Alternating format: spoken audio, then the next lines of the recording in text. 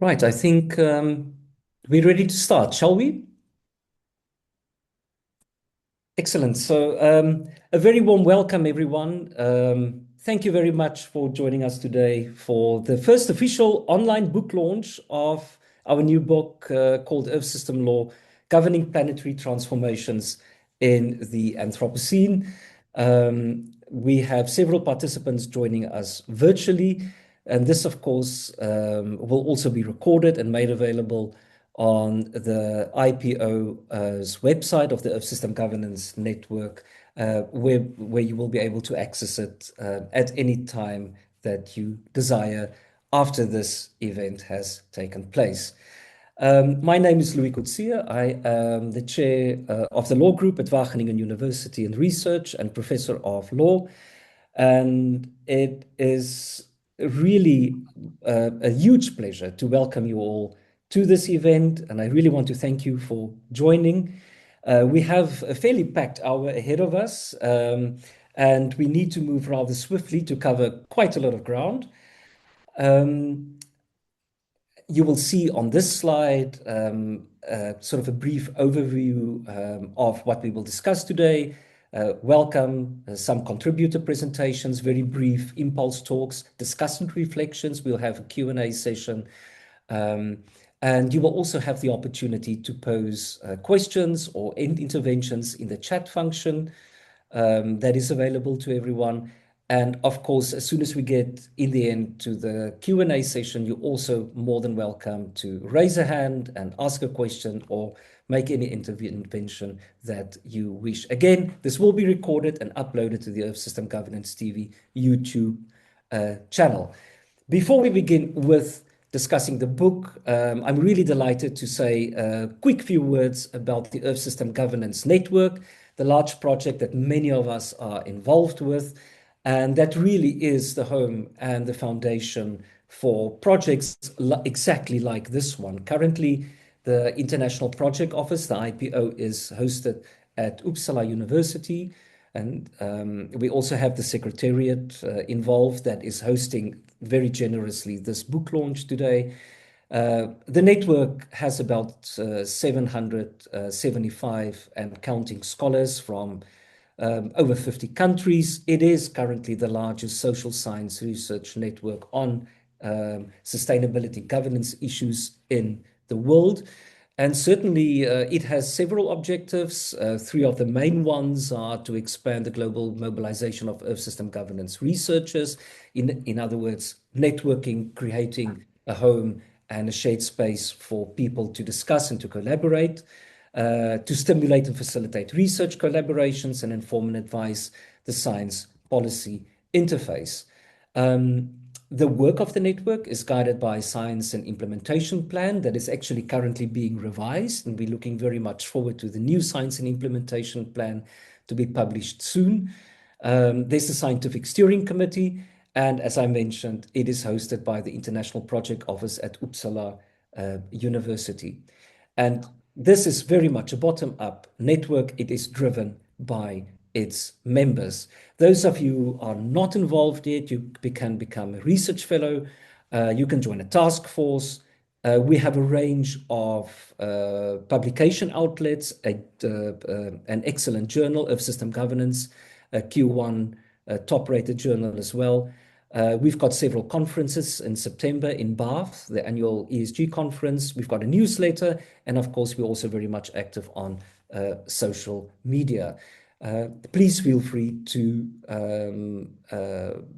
consult further information on the homepage of systemgovernance.org and check us out on social media for any further information about the project. And we very much would welcome people to get involved with the work that we collectively do. And now the main focus of this event, it really is a pleasure for me to say something about the book, to introduce it very briefly. I just have a couple of minutes because I really want the people who were very much involved with this book to say something about the work that they did, and then also give our discussants an opportunity to reflect upon the book and what they think of it, of course. And then we've got a Q&A session a little bit later on. So why did we write the book? I think it is mostly born it was born from the very deep frustrations that many of us experience with sort of traditional environmental law and the inability of environmental law to comprehensively regulate the social dimensions of Earth system transformations. And that's why we came up with the term Earth system law in a 2019 publication in the journal Earth System Governance. Earth system law at that time certainly was meant to offer a framework to identify and craft legal interventions to more effectively deal with the social dimensions of Earth system transformations. Now, as a scientific framework, the idea of Earth system law is particularly suited, we think, to better understand Earth system change, its planetary-wide socio-ecological impacts, and perhaps more importantly also how law and legal actors should govern these impacts through legal rules, legal institutions, and legal processes. Now, a frequently asked question is what exactly is Earth system law? Now, the short answer is we don't really know yet all that well or precisely. Hence also the reason to write a book like this one. Earth system law is an evolving idea. It is an evolving concept, framework, as this book also shows. Yet I think it's possibly reasonably accurate to describe Earth system law and what it aims to achieve than rather what it is. And that is namely to the extent that it represents a sort of a new vision of law for the Anthropocene. Earth system law essentially urges a much more critical reflection upon law in an Earth system context, thereby attempting to disrupt many of the stifling, closed, limiting assumptions of environmental law as we know it. It's sort of, in a sense, a critical reaction to environmental law. Now, of course, Earth system law was and still is not the only effort to rethink law for the Anthropocene. Other examples are Earth-centered law, planetary boundaries law. But I think the one advantage that the Earth system law project had and still has over other proposals is that it draws upon the strengths and it builds on the momentum of the Earth system governance project, where there really is a lot of energy that drives the work that we collectively do. Now, while Earth system law is a work in progress that continuously endeavors to articulate its own identity, boundaries, and also role as a critical scholarly movement, and possibly also as a roadmap for decision makers, the concept seems to be gaining some traction. And this, of course, is always excellent news. This is evident from the increasing number of publications focusing on this concept. And we've counted approximately 200 publications to date, which we also deal with in one of the chapters in the book where we take stock of Earth system law scholarship. It is very central to the Earth System Governance project. We have a specialized task force on Earth System law in the project, but also outside of the Earth System Governance community, Earth System law is becoming an increasingly popular notion. And one sees that, for example, also to the extent that authors publish in environmental law journals about the concept, such as Transnational Environmental Law and Relational as well. Now, this book very specifically provides the first, I would say, comprehensive, deep, and critical reflection and exploration of Earth system law, approximately 6 years after its initial introduction. It's 15 chapters, and I show these to you in the next 2 slides. It's 15 chapters deal with a fairly diverse range of issues related to the Earth system law framework. We conduct, for example, a stocktake of Earth system law scholarship, including also some critical perspectives on the concept, its principles, and of course also its evolution. Those we deal with in parts 1 and 2. Part 3 specifically looks at how Earth system law promotes alternative worldviews and ethics, as well as possible institutions and actors in Earth system lawyering that we deal with in part 4. Now, a collected book, of course, is very much more than the sum of its parts. It can only come about when a group of people who share some common curiosity come together to further explore that curiosity. And that is what we set out to do almost 3 years ago when we decided to write a book about Earth system law.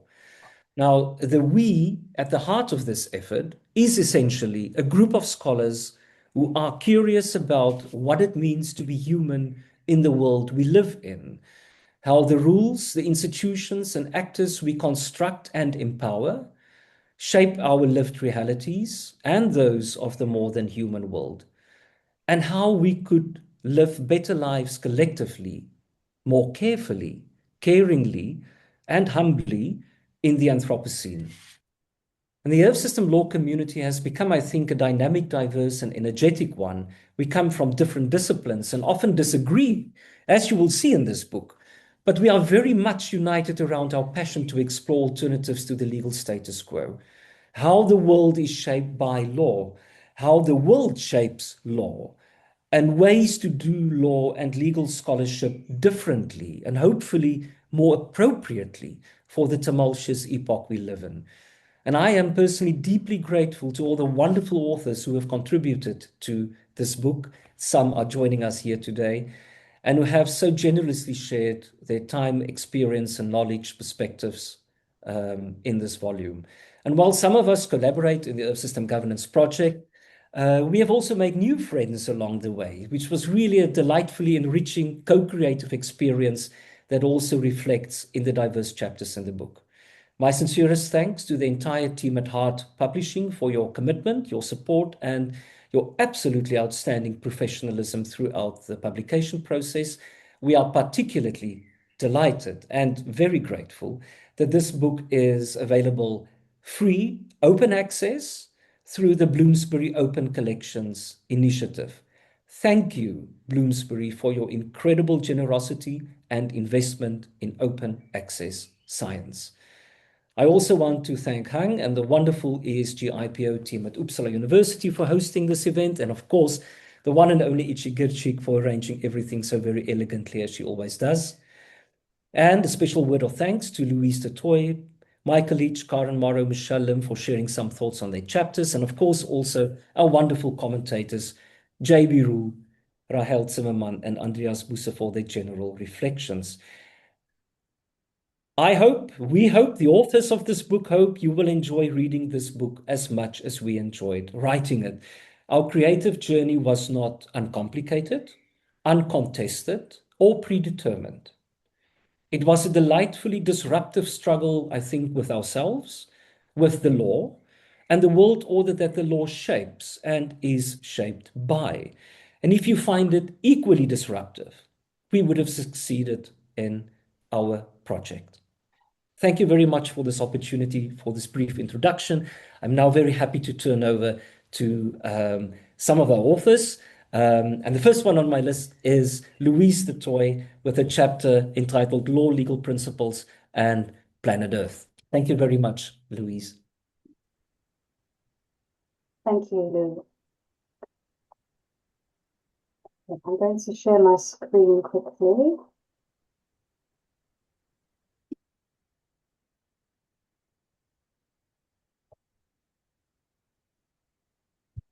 Okay, thank you, and I'm very pleased to be here and to talk briefly about our chapter. We look at legal principles in environmental law, and we consider the role that legal principles play in environmental law, their continued appropriateness in the light of current Earth system transformations and crises, and we start to think about new and or reimagined principles for environmental law. There are, of course, many principles in environmental law. Nicholas de Sarzelier says that legal principles are far more in evidence in environmental law than in any other field of law. In the context of international environmental agreements, from the 1985 Vienna Convention for the Protection of the Ozone Layer to the 2015 Paris Agreement, the prevalence of legal principles is quite evident.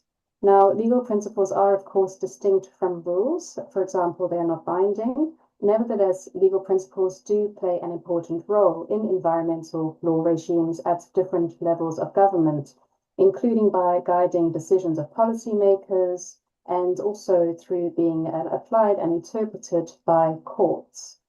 Jonathan Verschuren says that legal principles may be seen as bridging the gap between an abstract ideal and concrete legal rules. And Eloise Scottford argues that environmental principles are becoming important concepts in the evolution of environmental law. Now, environmental law generally has failed to halt ecological degradation. And considering the importance of principles in environmental law, arguably at least some of these principles are also implicated in the failure of environmental law to prevent the crossing of critical Earth system boundaries.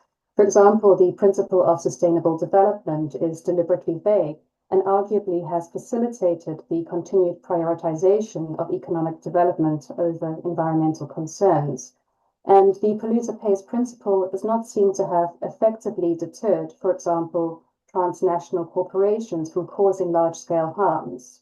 In only one case, the Trail Smelter arbitration, has an international adjudicatory body awarded compensation for transboundary pollution. Now, these criticisms do not apply to all legal principles. For example, under the global ozone regime, the precautionary principle or approach, together with other factors, played an important role in avoiding further depletion of the ozone layer. But despite some exceptions, we argue in this chapter that many environmental law principles have become outdated or even inappropriate. So we then begin to think about new principles that may be more appropriate in this new context marked by significant Earth system transformations and harms. And Earth system law offers an opportunity to think about such new legal principles. So this is very exploratory and the list is non-exhaustive. In the chapter itself, we set out further proposed principles and we also reflect a bit on what each of these principles might entail.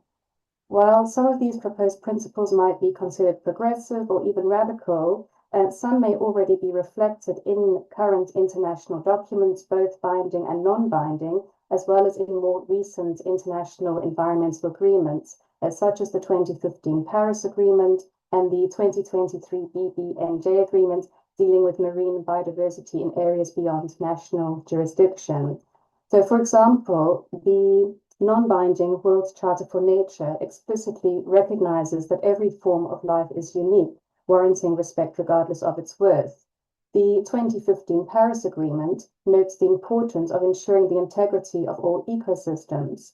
And the 2023 BBNJ Agreement, which very recently came into force, reflects parties' desire to act as stewards of the ocean and refers to protecting and caring for the marine environment. And it's also notable that explicit references to the sovereign rights of states to exploit their own resources, which are contained in earlier international environmental agreements, are absent in the Paris Agreement and the BBNJ Agreement. And in addition, and not included on this slide, some of these principles are also reflected in the laws of certain countries that recognize rights of nature or Pachamama. And beyond the legal field, there has been recognition of the limits of growth and gross domestic product, or GDP, and of the need for other indicators based on happiness and well-being, including by the UN General Assembly. So while this is very preliminary and we recognize that significantly more work is needed to develop specific principles, we hope that this can open up and contribute to further thinking and discussions on developing legal principles that could be more appropriate in the current context of complex Earth system governance challenges. Thank you very much for your attention, and I look forward to your questions. Wonderful. Thank you very much, Louise, for such a concise reflection on the chapter. We took a very positive view of principles and the potential role that they could play. Others were a bit more hesitant and careful in their approach. And one of those chapters is that from Mike Leach. Mike, I warmly invite you to share some thoughts on your chapter, Past Reflections on the Future Origins of Earth System Law. Thank you very much. Great. I wasn't here for the mic check. Everybody can hear me okay? Yes? Okay, fantastic. Thank you. Thank you very much for letting me be a part of this now celebration. Indeed, it should be a celebration because indeed it has been a long journey to bring this to fruition. And thank you also, Louis, for inviting me to join you in the project originally. It's been a while since I wrote this piece, and it's nice to have the chance to go back and take a look at it again. But it made me reflect that when Louis first asked me to write something for this book, I had the feeling that the first instinct that a lot of legal scholars would have would be to tackle the thorny questions about the conceptual contents of ideal principles, to structure law through a Earth systems lens. And I'm glad that there's smarter people than me out there who could do that type of deep thinking work. That's just not how my brain, those aren't the questions my brain gravitates to. Some also have looked at principles as organizing kind of a scholarly community that's interested in this connection between Earth systems and law. And that's also not something that I did in my chapter. The main question that my mind kept returning back to what was, what are exactly are these things called principles, and where would an ESL principle come from? And really, my curiosity then focused on how is it that we could imagine principles like these that are played around within the book ever emerging or evolving into or becoming actual principles of law itself. And so typical, I think, of many academics, I ended up writing a paper that offered more questions than answers. But the main question that my paper really concludes with, if that makes sense, to conclude with a question, was to ask under what conditions would or could ESL principles ever emerge as law in the future? And I didn't answer that in the paper, but I was sort of stoking my own curiosity, I suppose, or investigating my own curiosity by writing it. And so what I did in the paper was I looked at three principles of international law that Louise, some of which Louise already mentioned in her presentation. Precautionary principle, the prevention principle, the polluter pays principle, to ask like, well, how did principles like these emerge in the international legal stage to begin with? And what does that tell us about the future potential for ESL as a collection of legal principles as such? So that's the sort of backward looking, forward looking aspect of the methodological approach to this paper is reflected in the weird title. So that's why the title is what it is. What I found, because I didn't know actually much about the history of these principles, what I found was that none of them became principles of law because scholars thought they were a good idea for the environment or as a good way for dealing with climate change, or as part of sort of a large strategic change of how to change the international legal architecture. Nor do any of them now mean the same thing as when they were first introduced. Nor are they serving the same purpose for which they originally meant. But all those three principles, and maybe not all environmental law principles that Louis showed had the same characteristic, but what I found really interesting about those three principles in particular was that they shared one characteristic was that they emerged as principles in international law at very specific moments when lawmakers and treaty negotiators needed something in particular. And what they needed in each case was a way to more easily deal with mundane features of state practice and state interaction that were being challenged by new, novel, and problematic external influences or crises or problems that were complicating their ordinary work and their ordinary interactive behavior. The polluter pays principle was created to better manage trade. It's weird, but it's true. It first emerged in international treaties as a mechanism to clear up trade imbalances between Western countries caused by different domestic policies of paying for pollution cleanup. So it's very much a functional approach, I suppose, to this principle question.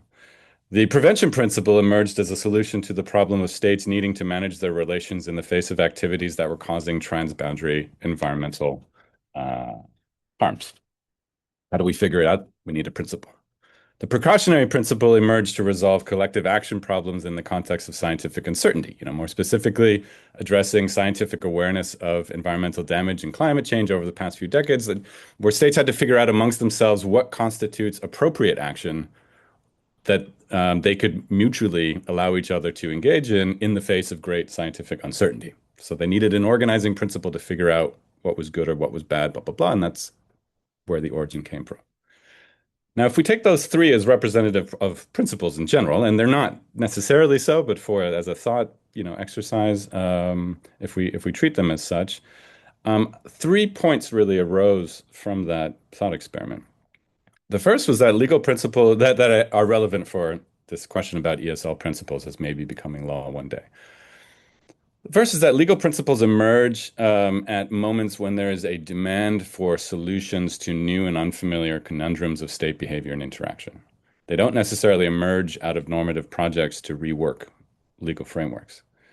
The second is that this demand arises when international legal actors confront new problems that complicate their ordinary and mundane work of both states and international organizations and their interactions on the international stage. And so then the third point is that this begs a question about what the future circumstances would have to be whereby international legal actors, especially states, diplomats, etc., would want or feel a need to turn to Earth systems law or the Earth systems frame or the Earth systems concept as a source of a solution to pragmatic problems.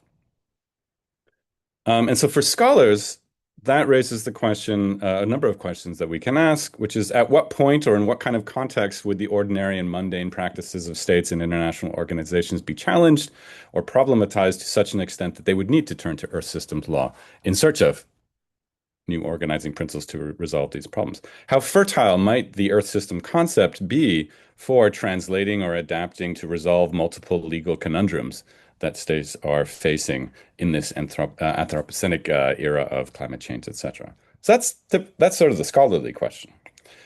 But I was also thinking, and I don't know if I reflected this necessarily in the paper, but for people that are more sort of activist oriented or more thinking about actual future reform changes, the question is slightly different, which is that one might think, how is it that we sell normative innovations to legal change processes? Rather than trying to convince states of what the right normative framework might be in a normative framing, one might instead ask questions like, how is it that the Earth system might help states to better manage their ordinary relations with one another, such that ESL principles might help them to do that work? The chapter wasn't big enough to really speculate on what those were. I took the whole time in the chapter just to get to that type of question, and that's when I maybe abandoned the project, and maybe that's a bit cheap on my part, but that's as far as really I got. And so in this sense, my contribution was just a modest invitation or a bridge for more collaboration with ESG and ESL colleagues who are probably better equipped to talk about or speculate on questions of state behavior and practices. But I think it does contribute to bigger questions of how it is that concerned scholars like us could change the machinery of law to orient it around something like the Earth system. And that obviously is one of the big animating questions of the whole ESG project. So that was my chapter. So thank you again for your attention, and thanks again for the invitation to contribute. Wonderful. Thank you very much, Mike. And it's such an incredible, rich chapter that also sort of brought us back to the realities of politics and what we are up against. It's one point to have a wonderful idea, perhaps, but how to translate that into practice with impact, that's of course a very different question. And your chapter shows that extremely elegantly. We're very grateful to have it included in the book. Thank you very much. We now move on to sort of the ethical worldview perspectives, and I want to invite Karen Morrow, amongst other eco-feminist legal scholar, critical legal scholar, someone who's been involved with the Earth System law community for a very long time. Very, very happy, Karen, to have you to speak about your chapter dealing with the imperative for a new relational ethic for law in the Anthropocene. Over to you. Thanks, Louise. And thanks for inviting me to be part of the project. It's lovely to be here today. So bore da, good day from South Wales.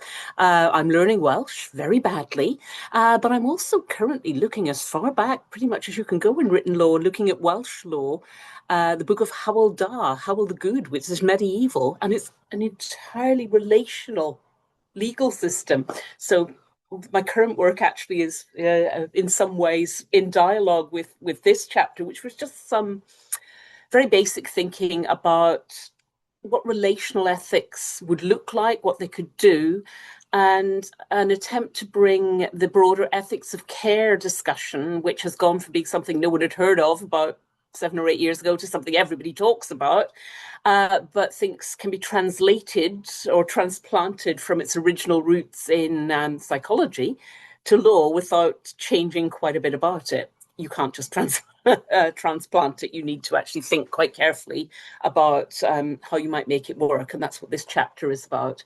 It's essentially about trying to think about what the core ideas of a relational ethic are and what difference they might make and why it's important. So in terms of why it's important, science, Earth system science, I have become a science addict, probably not to the good of my mental health whenever you deal with climate change and issues like that. But I have a deep thirst for scientific knowledge and an increasing drive to understand what that might mean for law and what it might mean for law actually attempting to deal better with the Anthropocene and the problems that come with it. And one of the things Louise and I have talked about for years is the fact that international environmental law cannot, in its current form, deliver for the Earth system because it doesn't focus on the right things or the right actors or work in the right way to do that. It's essentially a state against state system. And if we thought we were growing beyond that into a time of greater cooperation, I think recent things I've sat in the UN would lead me to believe actually the reverse is true. We're seeing more fragmentation. We're seeing more tension between states in many areas, but we're also seeing signs of hope and coalitions of the willing in things like the Santa Marta process. So it's a confusing time and a time where I think the things we have to say as academics are important, but finding ways to say them that people will actually understand and will actually find compelling is a challenge. So in terms of where we are now, everybody, I think, popularly, even on the streets in the UK, as we had the heat dome last week, is finally beginning to understand that humanity is a threat maker, that our own, not unregulated, environmental law, people say, has failed. Well, no, it hasn't. We'd be a lot worse off without it, but it's not adequate to the task we've got now. We have made a system in the Anthropocene that is essentially seeing systemic threats that, ironically, threaten humanity more than anyone else. So the age we've given our name is the age that we've made ourselves most vulnerable in by eroding the Holocene stability that's enabled our entire civilization to flourish. And there is no new normal. That's a lovely phrase people keep using. From here on in, it's chaos until we bring things under control. And I think that's something we actually need to be saying, that this is not a case of, things will settle down into a new equilibrium. We're a long way from that. And that's where my second thought about humanity as potential threat breakers comes into play. How could we actually be working better together to engage with the Anthropocene? And everything brings me back to the very basic ethical foundation of how we relate to each other and how we relate to the environment, which as an ecofeminist I see as being intrinsically intertwined with issues that are intertwined with one another. What is bad for the environment is generally bad for the vast majority of people. And we might have in the past have seen people benefiting from environmentally unsustainable behaviours, as we now call them, for being the majority, the minority world population, but it's not even that anymore. It's the 1%. Everybody else is in a situation where our lives are being changed by this system. So we have an opportunity here to actually make people think again, does this work for us? When it's always been assumed it would work for the developed world and the majority world could fend for themselves. That's not viable for anyone any longer. So that position has very briefly come to pass through an exploitative interaction between humanity and each other, and humanity in the environment. And an alternative to that sort of entitlement-based approach to power wielding, it can be found in the feminist ethics of care, originating, as I said earlier, in psychology and the work of Carol Gilligan. And she brings about a really different way of thinking about how we interact with people, to start with. That was where her work focused on. But it wasn't based on rights and entitlement. It was based on a number of different factors. For this chapter, I stripped that right down because it was really short and it was a real challenge to get in to what I've called the 3 R's of a care-based ethic, partly because I'm from Northern Ireland. We say the letter R absolutely better than anyone else in the world, so it lets me give you a laugh. But also it's memorable because it's a literacy. It's an education that we need to undertake. So it's maybe not the worst phrase to use. So the 3 R's, I thought, having reflected on it, of a care-based ethics are responsibility. So recognizing that the Anthropocene is humanity's problem. Not equally, there are very complicated issues within that, but increasingly we can't just shrug our shoulders and say, oh, it's just inadvertent, it's just a byproduct of how we live. We're at the stage now where continuing to act in the ways we do is at the very least negligent. We know the sorts of problems we're creating and probably reckless. It's probably we are taking unnecessary risks that we should not be taking. So responsibility is the first of the 3 R's. The second thing that's part of a care-based ethic is relationality. It is a profoundly relation-based, and that's why it's in the center of my 3 R's, relation-based concept. And it's about how we relate to one another, to start with, and how we relate to nature and to seeing ourselves as part of nature.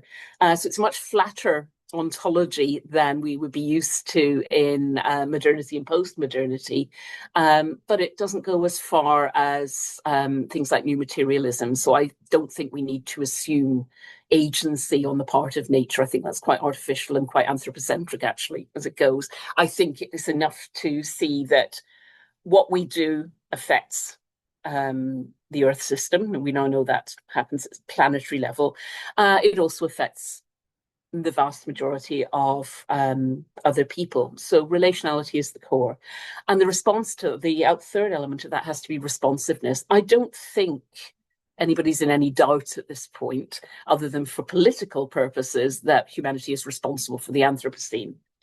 I don't think that anybody can be in any way unaware that unsustainable human behaviours affect the vast majority of people quite badly and affect the planet badly. We know that with the odd blip, the story we're telling about biodiversity and pollution, for example, is one-way traffic to the worse. So I don't think there's anything very unusual about what I'm saying here. And then I thought, well, why is law so bad at this? Because we're supposed to actually do things like prevent harm.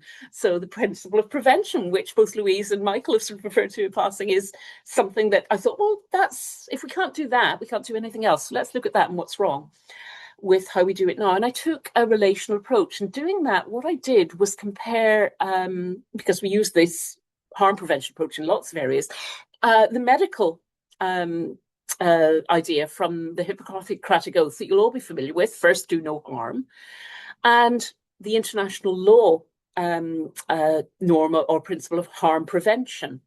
And I wondered why they're so different, why they operate to such different ends.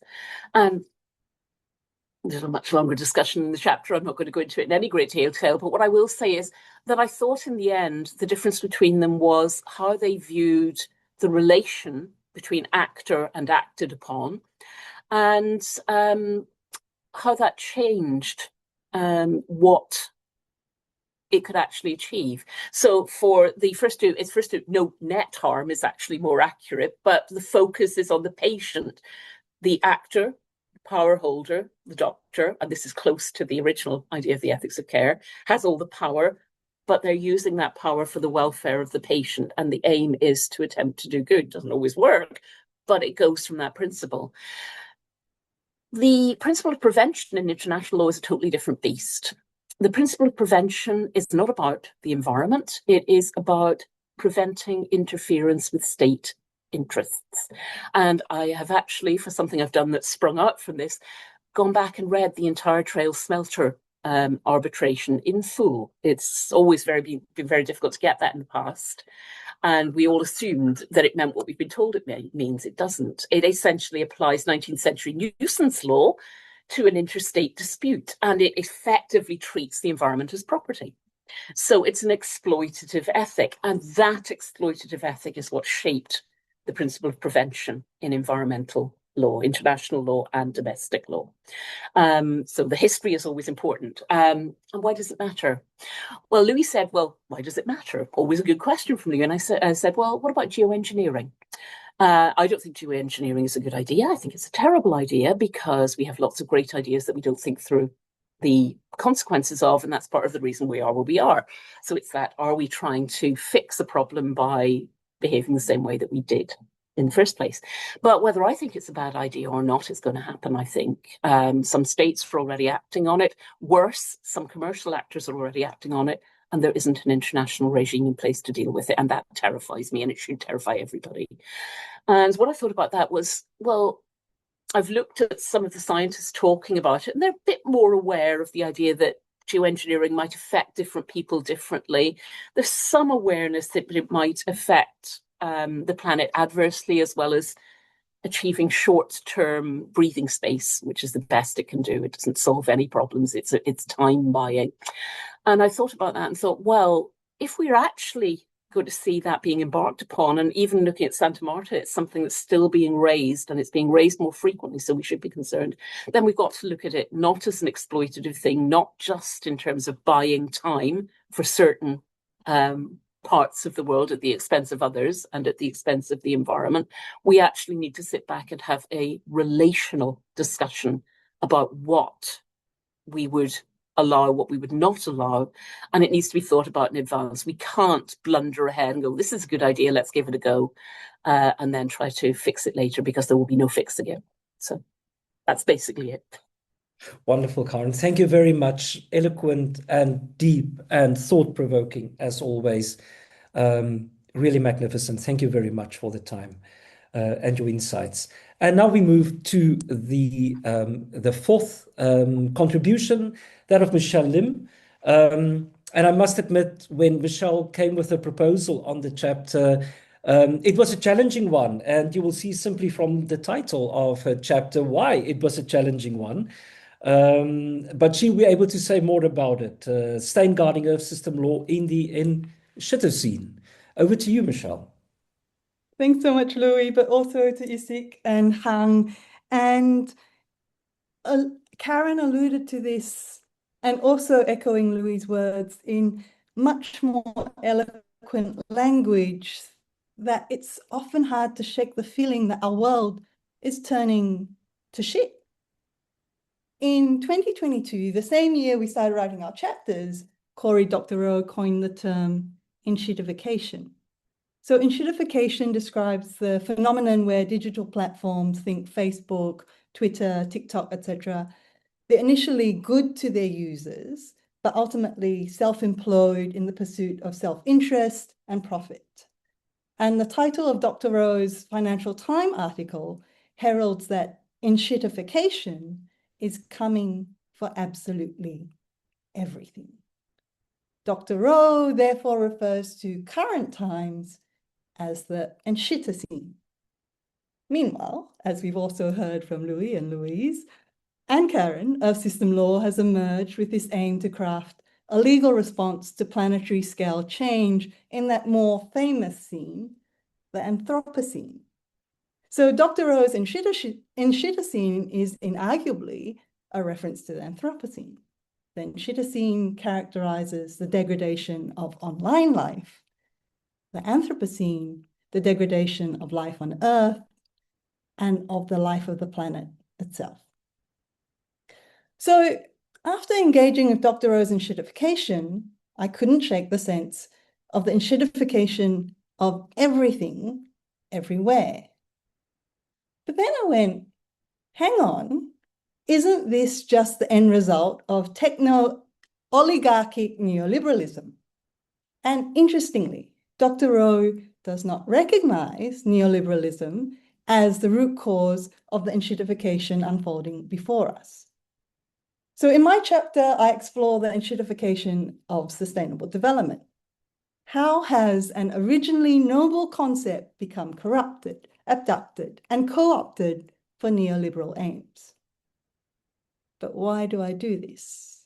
I argue that recalling what sustainable development was meant to be, echoing what Michael said, all these principles, they didn't start off in a particular way, but how sustainable development has been corrupted, and contrasting what sustainable development was meant to be with what it has become allows us to explore the processes of Enshittocene far beyond the digital sphere.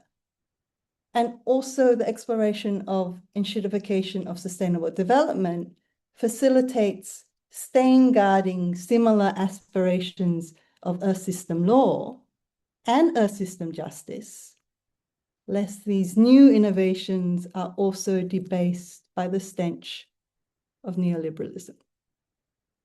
Thank you.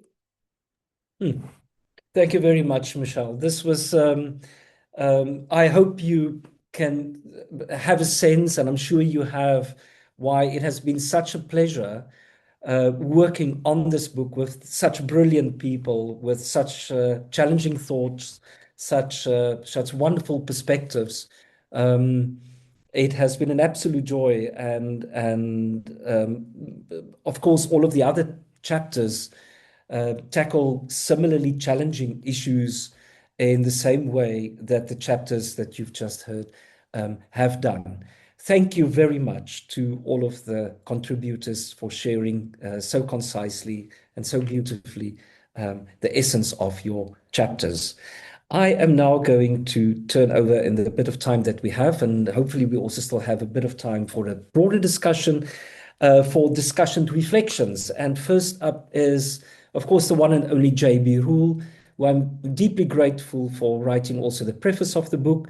J.B., in many ways, is the father of systems thinking for law and legal scholars, and has done much of the groundwork that also sort of got us to the point of thinking about system law. We're very grateful, J.B., for your contribution to this scholarly field, and also for your preface to the book, and also for your thoughts today. Thank you very much. Oh, thank you, Lou, and hello, everyone. It was truly a tremendous honor of my career to be asked by Louis to write the foreword to this book.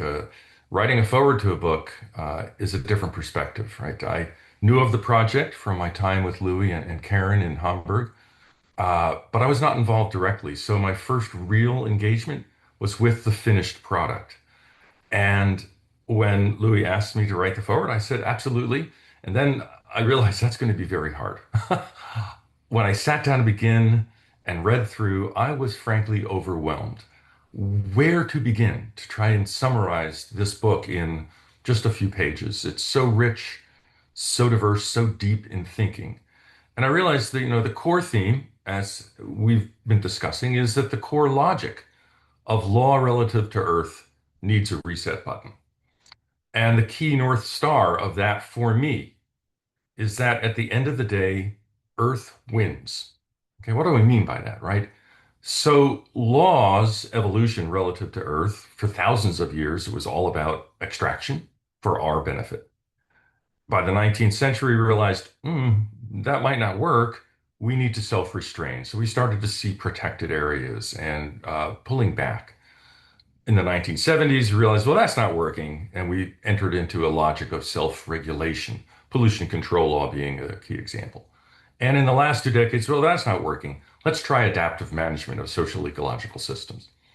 But we thought really, environmental law could produce a tolerable level of impact on the Earth system while meeting our desired economic progress. And that just simply failed to integrate Earth systems thinking, the reality that Earth wins. It will always win. And we need to have a legal system that recognizes that Earth is in charge, right? It means we're not in charge, plain and simple.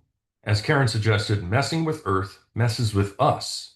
So the core mistake of environmental law for me, and truly this book made that plain and clear, is that we could design law as if we win at the end of the day. We're in charge, and it's all about doling out just the right level of care for Earth. No more, right? Because it's all about us. And in fact, we need to take care of us by understanding this problem of messing with Earth is messing with us. It is evident, I am sure, to all of you that I am less young than most of you. In 1968, as a young boy, I got my older sister's copy of the Whole Earth Catalog.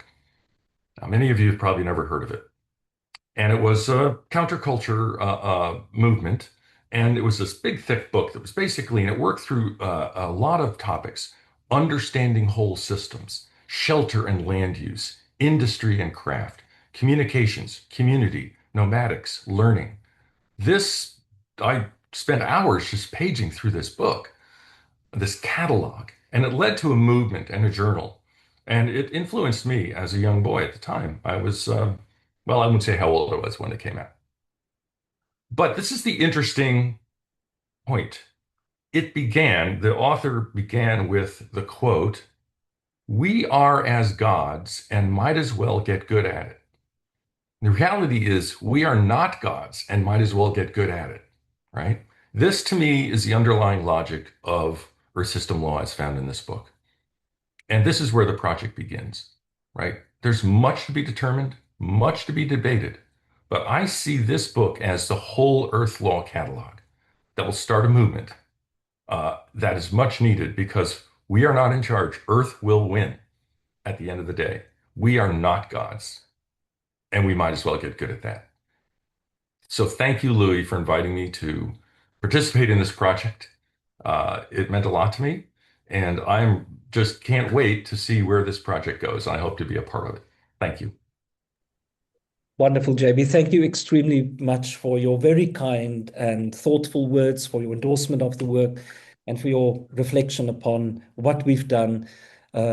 Always a fantastic perspective to have, and very much looking forward also to our continued work that we pursue in future as well. Vanessa, I do have a hand.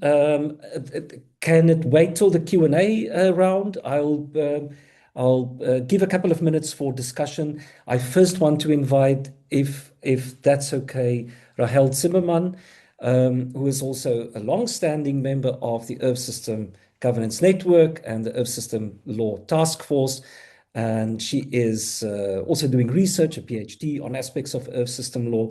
Rahel, very, very happy to have you here today and to listen to your reflections on this volume. Thank you. Yeah, thank you so much, Louis, for inviting me to serve as a discussant today, and also to have a read of the book a bit before everyone else. First of all, I want to congratulate you and the contributors and everyone involved in bringing this impressive volume to life, which represents a very important milestone, in my opinion, in the development of Earth system law. I remember Louis and Ruck describing Earth system law during one Earth system law task force meeting as a box that the research community is still in the process of filling. And I have always liked this metaphor because it captures both the openness and the creativity of this emerging field. We've been filled with exciting ideas through growing numbers of articles, and there has actually been a first book on Earth system law in 2022, which also brought together many different ideas and perspectives of Earth system law. And as Louis said, I think this book, the second book on Earth system law, takes in the first part a stock of all that happened in the last 6 years, all of the literature. And so I think students and scholars can really use this book for when they want to understand what Earth system law is and where it came from.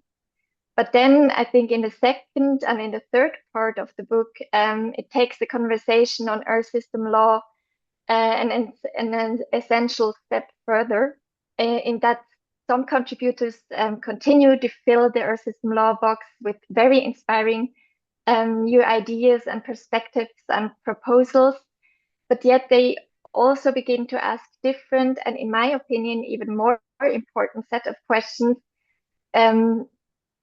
Not only what else should go into the box, but also whether some things already inside the box deserve closer scrutiny. So, for example, as we heard of Michael, if principles are really the most effective vehicle for bringing Earth system law into being, or others raise the question of how we can ensure that the concepts and ideas of Earth system law develop or remain ambitious enough and do not inadvertently reproduce the very dynamics that Earth system law seeks to overcome.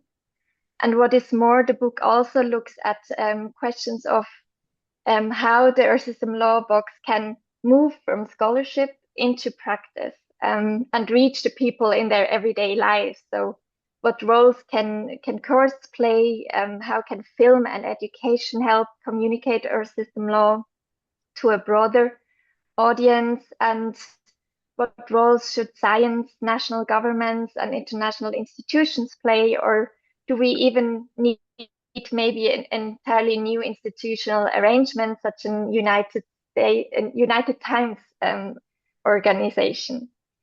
So to me, this marks a crucial evolution of the field of Earth system law, because it's not only expanding the Earth system law box, but it's also beginning to organize it, to evaluate its contents critically, and to ask how the box might actually reach the world beyond academia. So, and I think looking ahead, I think this is precisely where Earth system law community needs to continue to work on, to find the right balance between openness and coherence of the book box, and to take on the challenge of bringing the box beyond our own community to the people.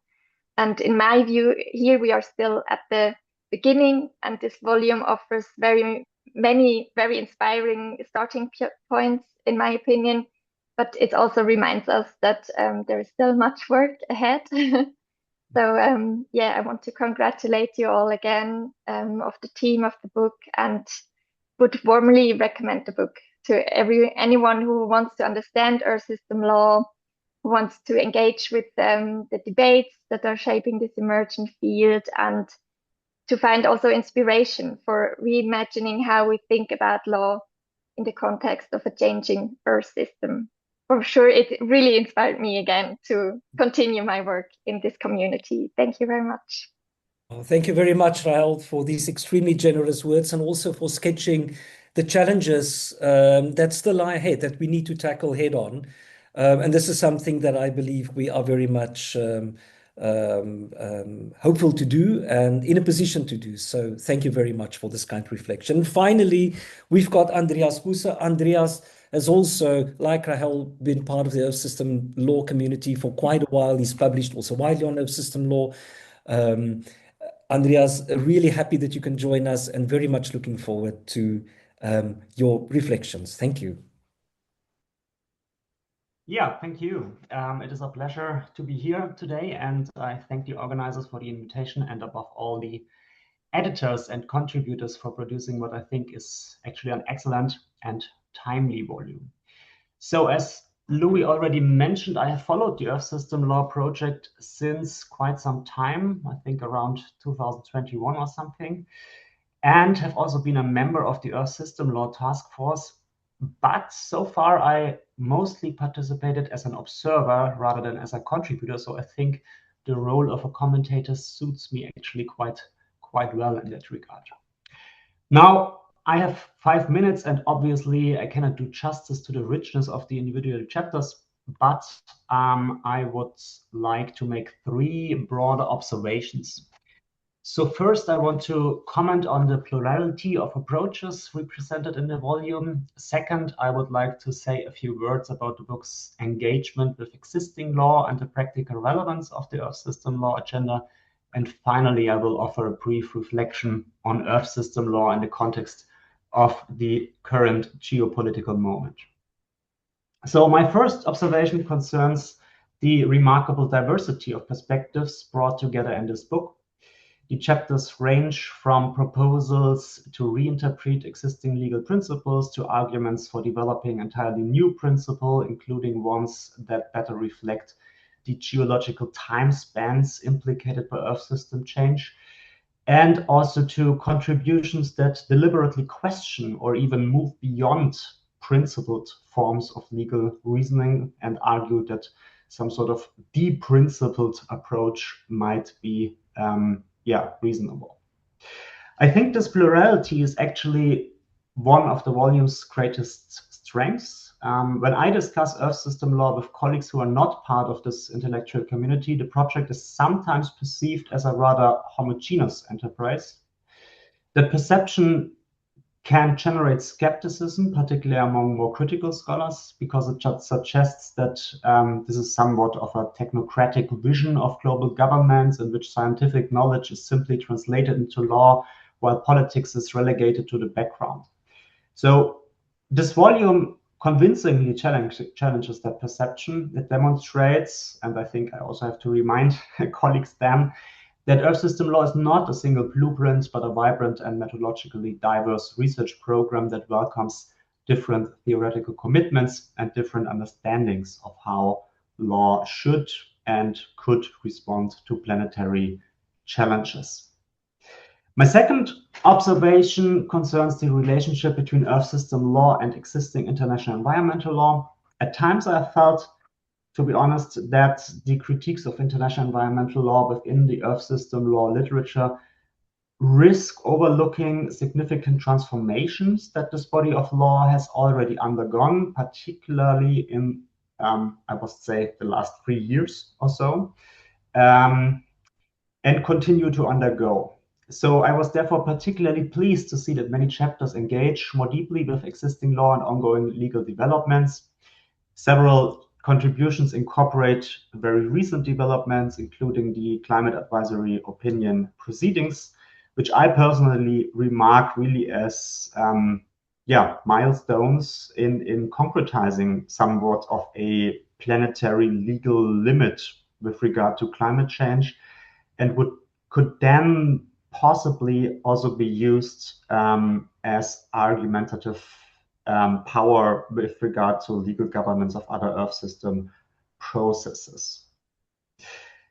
Likewise, I found the chapters addressing institutional pathways towards Earth system law and on who could be the Earth system lawmakers, as one paper puts it, really valuable from a more practical perspective, which move the discussion beyond diagnosis and towards the question of how elements of Earth system law might actually emerge within existing legal institutions or beyond. This brings me to my final point. One of the enduring challenges is how to reconnect the important utopian ambitions of international legal scholarship with the reality of today's international order, or perhaps more accurately, today's international disorder. So the challenge, in other words, is to develop what has sometimes been called a realistic utopia. Obviously, we are living through a period marked by intensifying geopolitical rivalry, fragmentation, open resistance to international environmental cooperation, and I would say systemic and large-scale non-compliance with central legal fields related to Earth system components, most notably with regard to climate law. Now, we have witnessed major powers withdraw from the Paris Agreement, announce withdrawal from the UNFCCC, and also dismantle important domestic climate and environmental protections. And these developments worryingly also have influenced governments around the world and prompted renewed questioning of ambitious climate environmental policies which have become instated in the law over the last couple of years. Now, in their textbook, The Art and Craft of International Environmental Law, Dan Budensky and Harro van Asselt speculate that by 2050, international environmental law may have evolved into some sort of an Earth system law. At the present moment, however, the road towards that destination appears rather steep and rocky, and one might even ask whether such a road currently exists. So this is perhaps the one area where I would have welcomed even stronger engagement in the volume, questions surrounding the return of geopolitics, geoeconomics, the erosion of value-based international cooperation, and broader debates about the future or even the decline of international law remain somewhat in the background. They are not absent. There are references to great again retrotopias, to a turbulent epoch, to geopolitics. But they arguably deserve more sustained attention. So perhaps the next edited volume should revive a more literal meaning of geopolitics as Earth politics and discuss the trajectory of Earth system law in turbulent times. I certainly would look forward to reading and discussing that book as well. Thank you for your attention, and as said, looking forward to the next volume. Thanks. Thank you very much, Andreas. And thank you also for, like Hal, also sort of pointing to future research paths and issues that certainly requires our collective attention. Certainly the prevailing, very troubling geopolitical context that we live in, and which we certainly also need to reconsider law and its place in the world. Also in relation to sustainability. Thank you very much for that. We are a little bit over time, but I do want to give a couple of minutes. I hope it's fine with the IPO in Uppsala. Just a couple of minutes. If there are any questions or comments from participants. I know that Vanessa, I don't know whether you are still there, Vanessa, you had your hand up a little while ago. If you are still there, you're more than welcome to make an intervention at this point. Thank you. Hello to everyone. I was writing a message just in case there was no time. I'm very thankful of the work that you have been doing. I think it's very important. I have a very deep question. I want to share that for 15 years I've been working on governance processes informed by complex systems methodologies in different parts of the world, achieving amazing things with very dear professors. And I came to the conclusion in this process that we needed another sort of epistemology. I love what you said, Karen, about the notion of a state. When we are talking about legal systems, the notion of a state is still there. It's an artificial notion that doesn't have to do with how life works, and is not longer enough to face the current challenges that we are experiencing. This notion of a state. And at the same time, the legal system depends on these concepts, right? And we're talking about different laws for governance. So this is, I am Mexican. I'm very informed by other ways of seeing the world that are not Western. I'm born this way. I studied in Europe. I've been working everywhere in different parts. And I came back to Bergen to explore with some of my very dear professors here on these epistemological questions. But I really would love to ask you, I have some hypotheses, but what do you think are the conditions to move forward other epistemology? Because everything perhaps we are producing, I will read the book and I'm already very excited about everything I heard. But I'm already also kind of, I have this uneasiness because I wonder how can we avoid the reproduction of this way of seeing the world, because we born in this type of society with this type of concepts. I wonder what's the field that in different universities and in different parts of the world we have to create to be able to kind of deconstruct some of the ideas of fragmentation that even we can mention fragmentation, but we are reproducing it sometimes in our practice, in what we are doing. So what are the conditions that we have to nurture together? And I will leave my contact, and I honor your work. I'm so happy that there are many people working on these topics. Wonderful. Thank you very much, Vanessa. Thank you also for your reflection. And that's certainly also some of the questions that we actually deal with in the book. And that's, I think, lies behind the project of Earth System Law, is exactly to challenge these closed epistemologies that we deal with, that are so deeply systematically embedded in environmental law, in legal scholarship. And that's one of the objectives of Earth System Law, is to sort of get beyond that. I am going to ask any one of the participants if you have an immediate, perhaps just one quick response to Vanessa, if there's anyone of our presenters who might have an intervention. Otherwise, we can move on to a next question. Is there anyone? No. I can say something very fast because I have to run. I'm actually 10 minutes Thanks, late to Mike. another meeting, if I don't mind. Good. But this is the question of how do you change epistemologies, or how do you change worldviews, or how do you change collective thinking about relationships between, humans and society to, planetary, whether they're objects or whether they're subjects, or how do you, reshift the relationship with them? This is the big question. Sometimes we tend to be again, as scholars, and I'm in the legal field, and legal scholars are obsessed with norms. I mean, that is our bread and butter. And so we tend to sometimes just hang out in the abstract. But the practical governance question is, how do you actually engineer entire societal changes? And I don't know anybody who has a convincing answer for that. And I think that this project, the Earth Systems Law project, is a small piece in a larger collective process of trying to reimagine this. But usually, and this is the sad reality of human society, certainly on the international things, is that things have to get really bad for people to realize that things need to change. It's very rare that you see people making painful choices when there isn't an immediate need to, I suppose, at least in their mind. So part of the perception, so that might be a very depressing way of approaching it. Maybe things have we hit bottom, and have we hit rock bottom yet, such that we'll be able to reconceive these types of things. But like the modern human rights regime was conceived after a really terrible thing.